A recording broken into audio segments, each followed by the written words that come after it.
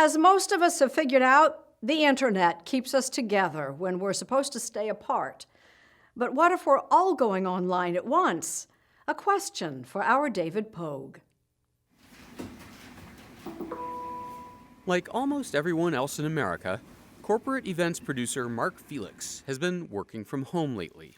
It hasn't exactly been smooth sailing. 3, although it seems like week 33. And the last week my internet has been crapping out on me big time. What form does that take? It keeps cutting out. My Zoom meetings, I get dropped. When I need to open up a particular website, it's slower than usual. It's really acting like quite the belligerent child. He's not the only one. So we're definitely seeing really dramatic rises in the use of internet traffic, especially during the workday, especially on these residential networks. Anywhere from about 20% increases 2 weeks ago to closer to 40 or 50% now. Internet expert Josephine Wolf is a professor at Tufts University.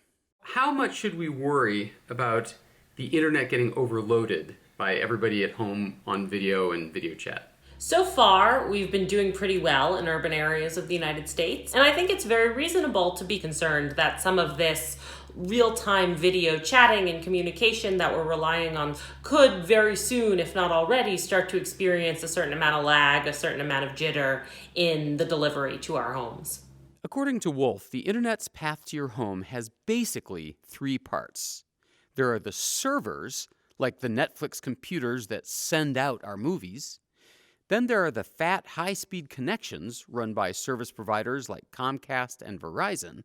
And then the third part are going to be these lower capacity residential networks, what we sometimes call the last mile of the network that actually gets out to your home. That's the part that most people are concerned about in terms of handling extra capacity. The good news is that the internet was really built from the beginning to deal with crisis. The original specifications from the 1960s were around how do you build a communications network that could live through actually a much worse crisis, literally a nuclear war. Matthew Prince is the CEO of Cloudflare, a company that provides security and other services for big websites. It's sort of like if you have a map and you've got lots of different roads that you can drive between 2 points, then traffic can spread out across those different roads and you won't have as much congestion on any one of them.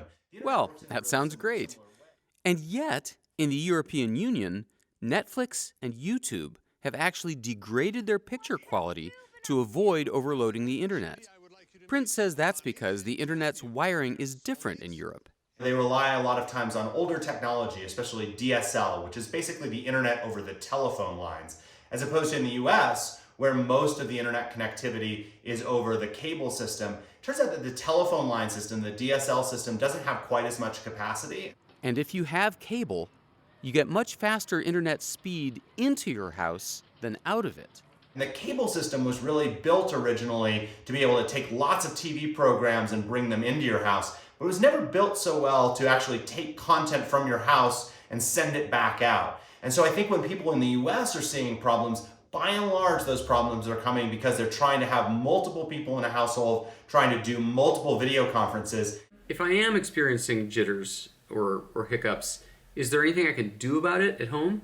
The quickest way to do that is often to turn off your video if you're doing something like this, so that you're just trying to get the audio. Will you do that so I can see what it looks like? Turn off your video? So if I do that right there, the capacity that I have can be reserved just for the audio, so that at least I can hear what's going on. And then there are people, even in this country, who don't have high-speed internet at all. Right, and that's a huge problem right now, and it's always been a huge problem. I hope that one of the lessons we'll take away from this is the importance of really investing in that infrastructure and upgrading that infrastructure for everybody.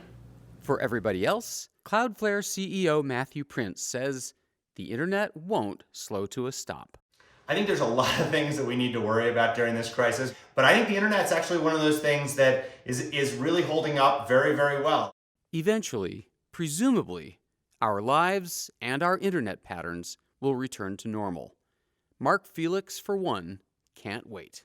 Hard for me to admit it, but I look forward to my lengthy commute into New York City and working in a real office. I will miss being home, but not all the trips to the refrigerator.